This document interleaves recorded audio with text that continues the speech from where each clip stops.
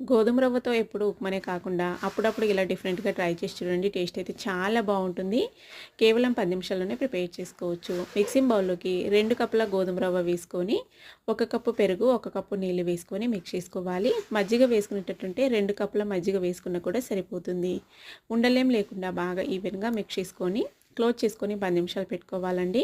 Full video డీటెయిల్‌గా కావాలనుకుంటే మన ఛానల్‌లో ఈరోజే అప్లోడ్ చేశాను.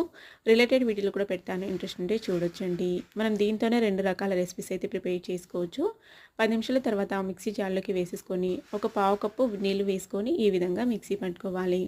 ఇప్పుడు ఈ బ్యాటర్‌ని ఒక మిక్సింగ్ బౌల్‌లోకి తీసేసుకొని నచ్చిన వెజిటబుల్స్‌ని యాడ్ చేసుకోవచ్చు.